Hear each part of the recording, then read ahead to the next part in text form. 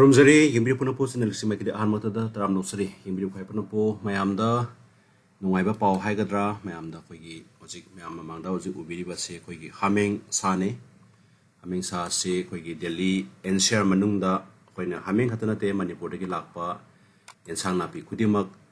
Mayamna Dukanda, Phangbiragani, price at the Muktada, Adam Mayamna order to Pumnamakta, Pungja Kharagi Manungda, Adagi. Simaktada, Simaktada, Natragana, Waziki Hugi, no what the Habatare, the Hariba, Osingasi, order to Biraga, Hariba, Adomadongi Ladiba, address to the delivery. Tau Ningai was a coin upload over Hosabani, Hamengni, Hameng Mutton, Hameng Ko, Sida Inozik, Mayamanda, lot of the Hamengni, Hameng Saniko. Si rupees 750 per packeta ade atopa yensang Napi mayama koigi Manipuraki lakpa per kg in thage sise mayamda per kg in thabi sise per kg available Delhi NCR only sida leire ado hojik se koigi product sing si hajaba tare product sing si mayamna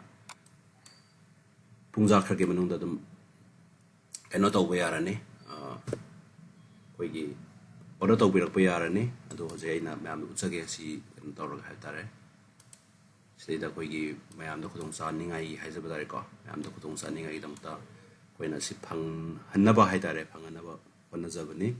the Adomadona, Tabak Zatos in Tobuda, Praktaba, Love Portatox in Tobuda, Praktaba, Mayamado,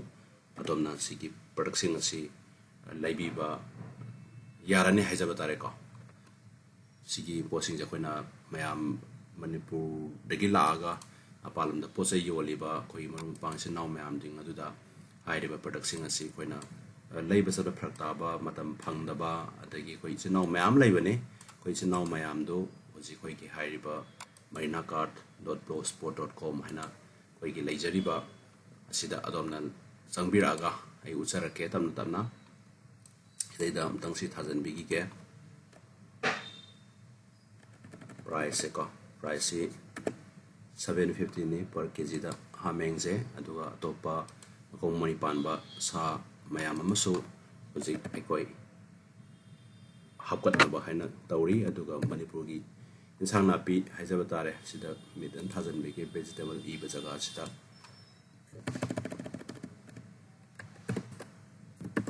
mid and aduga Sida Hameng Matan and Tabike Koi Manipurgi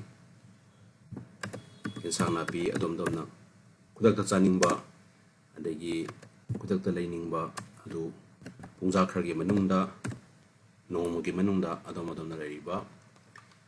cannot do the Hazabatare Adomadona Ladiba address to the Yahonabia Puisi Yamkana side the Sida Tabak Touchari Hazabatare Slare Hameng Mutton price 750 per kg available Delhi NCR only hand say the Ubireka so them refresh to toke Domadom Nasiki production yensang Napi Penoji Utsari Mayamsu Jaure Ameng Mutton price 750 per kg available Delhi NCR only Hanako see Delhi NCR only in 20 Thai coming in on Delhi Katang when available Webutuki Wani Utsari say Slereko the mid Hameng Mutton delivery available in Delhi NCR only and with you will have to pay an extra delivery charge. Haidi Adongi Dukanda Pangba no si Port Asigi Mamalsi Adam Mamalu Piba Aduga Hariba Port Aduki Tinbiraki charge na adopt a third party da Piba Hidareko. So mine lay Jose Nasi published so big published our candidate so Soitana or Phangbiragani. Publish Tore.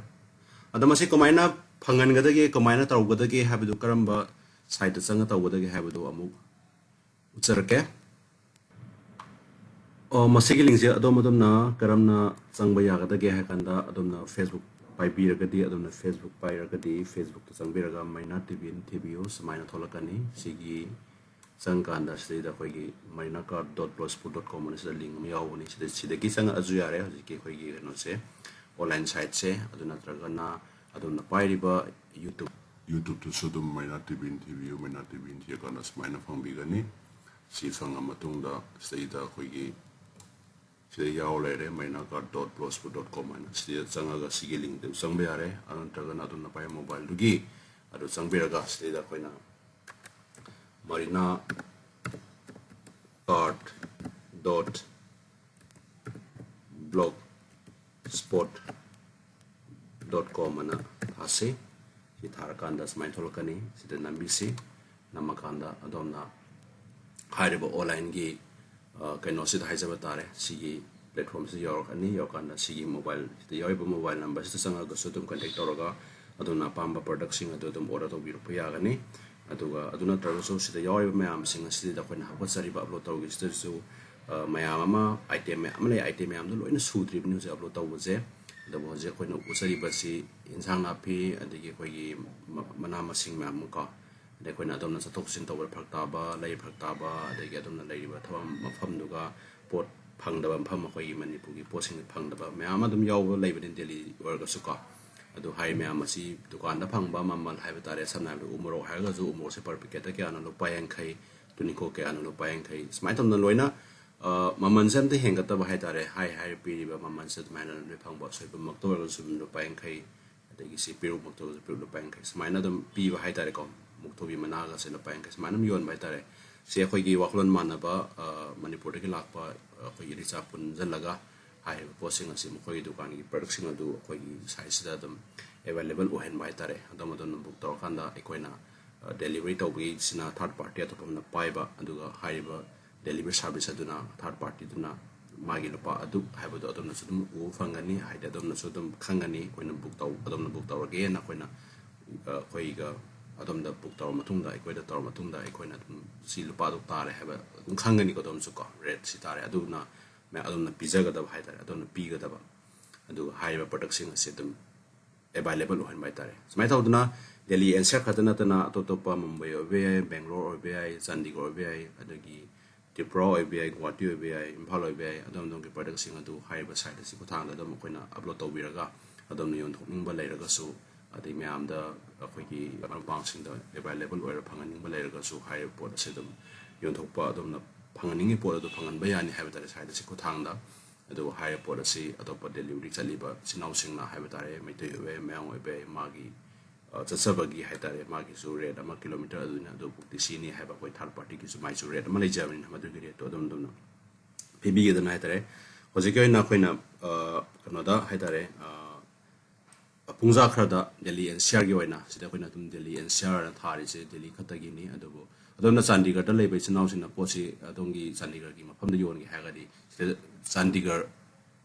and Shar and sorry, Sandigar only hire a neighbor, Mumbai and Mumbai. Only hire any Bangalore and Bangalore only hire a neighbor. Madam the high Bazaga to Pangba, Mapam to Gi, when I update to Piba never Delhi and Sada Pang and Delhi and Sarawaba, Mumbai the Pang and Mumbai at the Guwahati Fang and Guwahati and Tharakadu never to a delivery service now. I have a third party to now all India and Pam to the highways in the Mapam to the available Oibataraga de Makonatum Chatpa Hitareko. See Bosin Laise and to Mayamsu them, Haiba side Sikutana of number Pizare. Mobile numbers them WhatsApp toubirakpa connect to be yargani to hire basi side the Sikutanga Hena item Yam upload on the Bozakana Sanzali Mayamsu them Yaosinbirak Adom get production adu the Yontopayani Habatare adu Marum Bouncing Nasu Adum Delhida leiba is announcing the so high information Habatare Mayam the share to BU Mayam the Sudum corporate PBU Mayam the corporate PBU Habatare Mayam the so request of Zari Amadi Delhi K share to view have a white sizer. Thanks to Thagatchari Pumnamakpu.